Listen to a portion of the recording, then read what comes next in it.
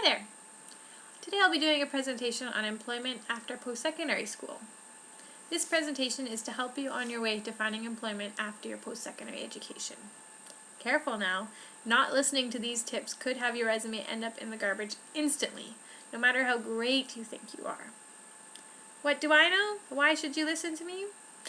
Well, I've applied to many jobs after my post-secondary, and right now I receive resumes from applicants at my current position. Furthermore, I've done a fair amount of research on this topic. What this presentation will cover includes how often students are thinking they're entitled to high-end jobs right out of high school, the importance of the resume, and the importance of your appearance. Now, let's begin discussing the student mindset after post-secondary education. Many students come out of post-secondary thinking they're entitled to high-paying, fancy corporate jobs in the corner office. An article in the National Post by Adam McDowell says that there are many less jobs available in the workforce than post-secondary students have been led to believe. You'll be very lucky to get any sort of job in your own field. Furthermore, because of this limited job market, you should not be eliminating jobs from your applications list just because you think they may not be fun or interesting. You have to put in the time with the lower, boring jobs before you can move up. An article in Maclean's by Josh Diaz warns that you may not know much about the job and shouldn't dismiss it completely based on your small amount of information. Go to an interview and see what comes of it. This article makes it another important point, which is on networking.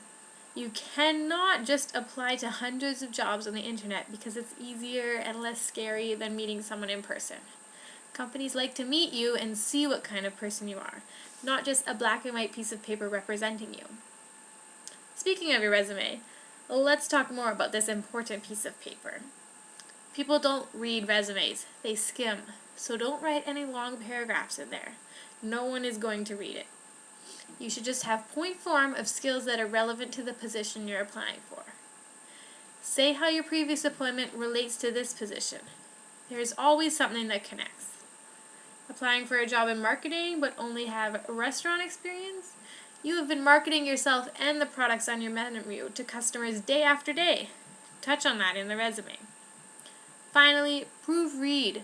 Absolutely no spelling mistakes. It looks terrible, as if you can't be bothered to take the time to read over what you want these employers to know about you. Your resume can only get you so far, though.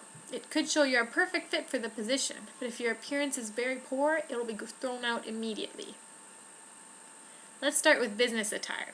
The general rule is that you should be just one level above what that company wears on a daily basis. If they are wearing dress pants and a nice shirt, you should have a suit and a jacket on.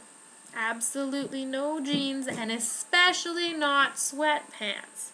If you came looking like that to my company, I would be throwing out your resume on the spot. I don't care if you're the top graduate in your class. Furthermore, cleanliness. Have clean nails, clean cut, tidy hair, look like you've showered in the past week. Just basic cleanliness, really. And finally, interpersonal skills. Smile, be friendly. This is a 5-minute window when you come in to apply, where they get the chance to assess you as a person and how you fit with their company. An article in Times Magazine by Martha White says that what companies are really looking for now are interpersonal skills.